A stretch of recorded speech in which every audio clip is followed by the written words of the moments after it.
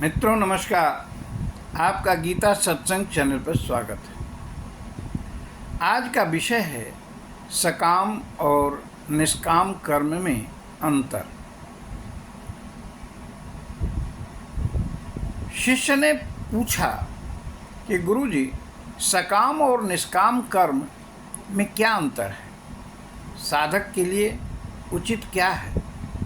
गुरु ने कहा, सकाम कर्म और सकाम यज्ञ करके साधक स्वर्ग प्राप्त कर लेता है, पर स्वर्ग की एक अवधि है।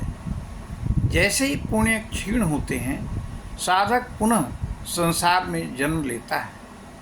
इस प्रकार जन्म और मरण का चक्र चलता ही रहता है।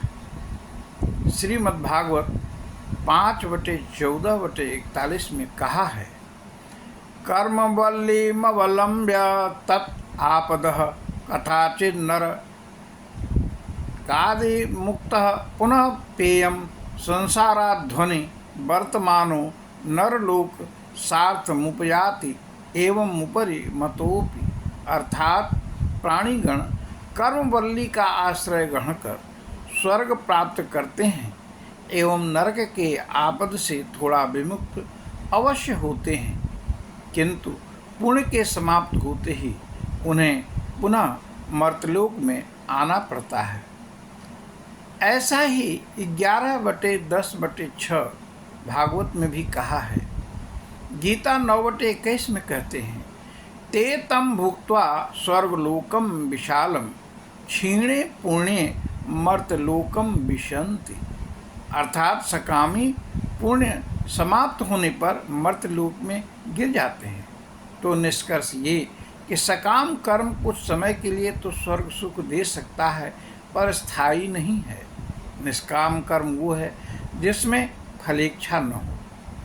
ऐसा कर्म करते रहने से साधक का मन सदैव श्री कृष्ण के भावना से भावित होता है। अच्छे और बुरे कर्म फलों को पार कर वह परम गति को प्राप्त करता है। तो साधक को चाहिए कि अन्य कामना रहित मेरी चिंता में निरत जो साधक सर्वभावेन मेरी ही उपासना करते हैं, नित्य मुझ में ही एकनिष्ठ उन भक्तों का योगक्षेम मैं स्वयं वहन करता हूँ। कहा है, अनन्यश्चिन्तयन्तो माम ये जना पर्युपासते तेषां नित्याभियुक्तानां योगक्षेमं वहाम्यहम्। 9/22। तात्पर्य ये कि तेल धारावत भगवत शक्ति में भक्ति में लगना ही श्रेयस्कर है। कर्म सब करें निमित्त होकर, कर्म को ईश्वर का समझ कर करें। सोच बदलने से संसार का सुख तो मिलेगा ही, मुक्ति भी मिलेगी। बार बार का 84 का चक्कर भी छूट जाएगा। मनमना भक्त के दोनों ही हाथों में लड्डू हैं। हम अपनी वाणी को यहीं विश्राम देते हैं। आइए भगवान का नाम लेते हैं। हरि ओम तत्सत, हरि ओम तत्सत, हरि ओम तत्सत।